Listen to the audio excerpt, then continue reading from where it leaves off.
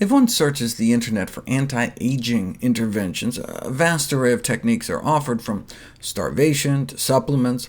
All are for sale, but none so far have been proven, despite the exorbitant claims on many of the websites. Resveratrol is one you'll likely come across, a component of red wine, which gained notoriety as a possible explanation for the so-called French paradox, which turns out is not so paradoxical after all. It turns out that countries with high wine consumption are coincidentally those in which saturated fat consumption used to be low, but increased in recent years, so the low mortality from ischemic heart disease may just reflect the earlier low levels of saturated fat consumption. The wine may just be a confounding factor. But it did help spark interest in resveratrol, the purported active ingredient of red wine, on which scientific papers are now published every day. More than 100 of those papers have been called into question, though, as one of the leading researchers in the field was found guilty of taking millions in taxpayer money only to fabricate and falsify his data. Hundreds of studies remain, though, so can pills now replace a healthy diet? Even a group of resveratrol scientists don't think resveratrol is worth supplementing. In contrast to the lacking data of resveratrol in humans, they say the animal data are promising and indicate the need for further human clinical trials. In rodents, resveratrol supplementation decreased cardiovascular risk factors, improved cardiovascular function and physical capacity, decreased inflammation, leading to improved vascular function, so it was put to the test in people, and almost the exact opposite was found.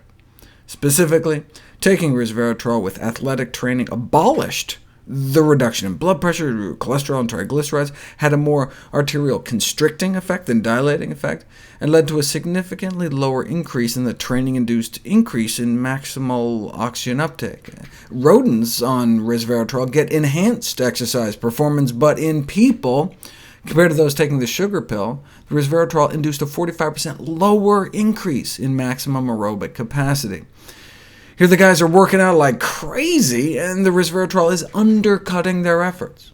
This raises a larger issue, though. Mouse models are the cornerstone of modern biomedical research, yet systematic studies as to their usefulness are rarely done.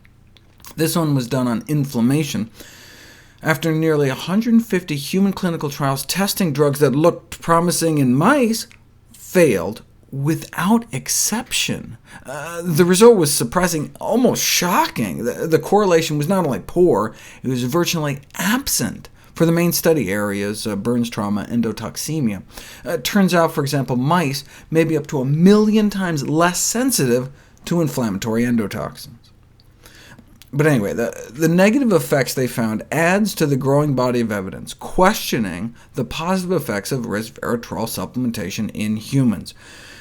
Maybe that was the problem, though. It was resveratrol supplementation, giving people capsules containing 50 times the resveratrol they would normally get eating grapes, berries, peanuts, or chocolate. Maybe it was just too much of a good thing.